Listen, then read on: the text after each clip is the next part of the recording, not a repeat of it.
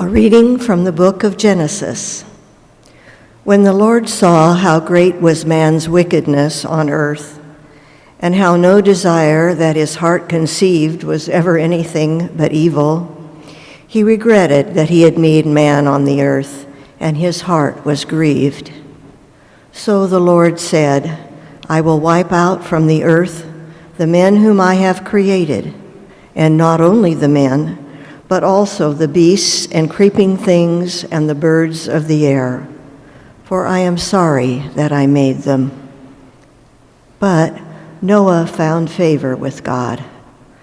Then the Lord said to Noah, Go into the ark, you and all your household, for you alone in this age have I found to be truly just. Of every clean animal, take with you 7 pairs, a male and its mate.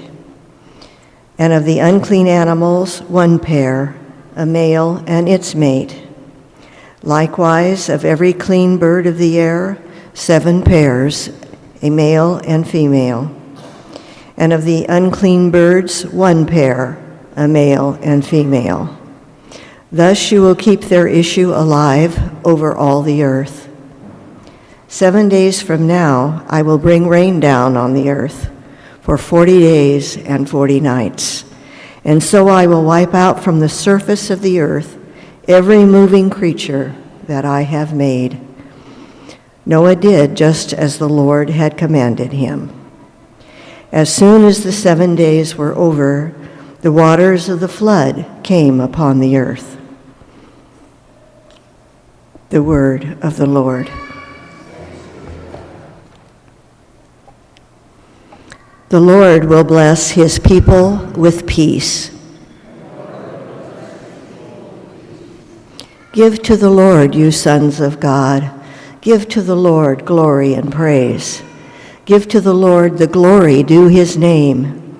Adore the Lord in holy attire. The voice of the Lord is over the waters, the Lord over vast waters. The voice of the Lord is mighty. The voice of the Lord is majestic.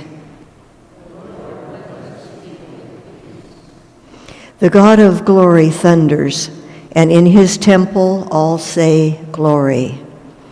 The Lord is enthroned above the flood. The Lord is enthroned as King forever.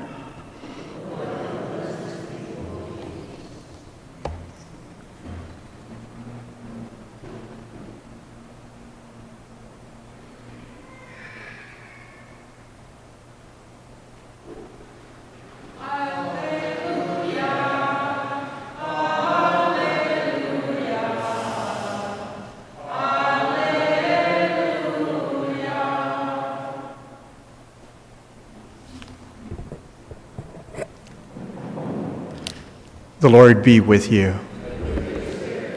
A reading from the Holy Gospel according to Mark.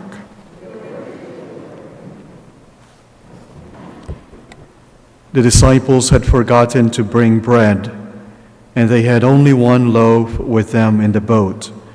Jesus enjoined them, Watch out, guard against the leaven of the Pharisees and the leaven of Herod. They concluded among themselves that it was because they had no bread. When he became aware of this, he said to them, Why do you conclude that it is because you have no bread? Do you not yet understand or comprehend? Are your hearts hardened? Do you have eyes and not see, ears and not hear? And do you not remember when I broke the 5 loaves for the 5,000, how many wicker baskets full of fragments you picked up?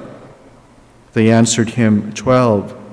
When I broke the 7 loaves for the 4,000, how many full baskets of fragments did you pick up? They answered him, 7. He said to them, Do you still not understand? The Gospel of the Lord.